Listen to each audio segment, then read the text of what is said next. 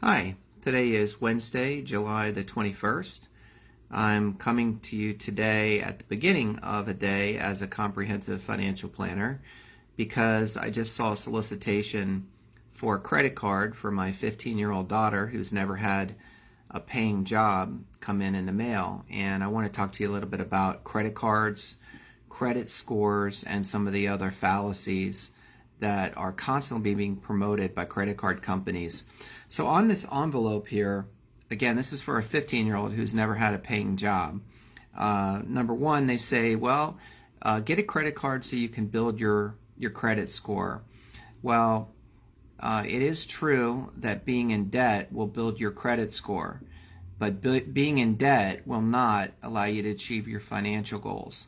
So actually what I've noticed over the last 32 years that I've been doing this is that the most successful people and the people with the largest net worths actually have sometimes lower credit scores than you would think. And the people who have really high credit scores and are constantly bragging about them are usually the people that have the most debt, and all they can really do is afford to make their minimum payment, which is how the credit cards like it.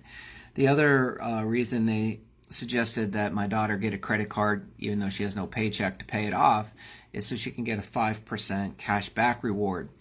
Well, obviously we all like to get something for nothing, and getting some miles or a cashback reward is a nice idea.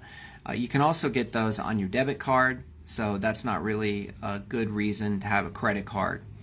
And then the last problem I have with it is that they talk about giving you a credit card so you can learn to become responsible.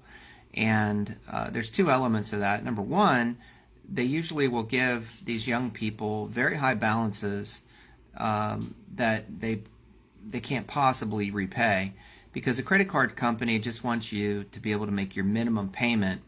And if you've ever figured out how much a minimum payment is, how long it would take you to pay off a credit card, it's like a 30-year loan, sometimes even longer. So that's how the credit card companies make their money. But it doesn't teach you to be financially disciplined to be in debt. There's a lot of programs that will teach you to be financially disciplined, but the bottom line principle is pay yourself first. In other words, when you make $100, take the first $10 and save it. So that's called paying yourself first. And number two is don't buy things that you want unless you need them. The only time that you should purchase things is when you need them and you want them. And that should only happen in cash after you've paid yourself first. So those are some tips on how to be disciplined and how to be successful.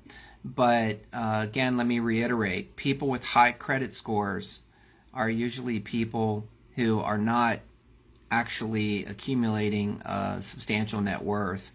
All they're doing is accumulating a substantial net worth for the credit card company by making a lot of minimum payments. My next video is going to be on share buyback funds and whether or not that is a good indicator of future performance. So make sure that you subscribe to my channels on social media, either Facebook, Twitter, LinkedIn, or YouTube. Or I'm told from my marketing company that my website will soon have all of my videos on my website at appliedfinancialwisdom.com. So as always, our motto around here is I hope that you have a healthy, happy, and successful day, and I'll be talking to you real soon.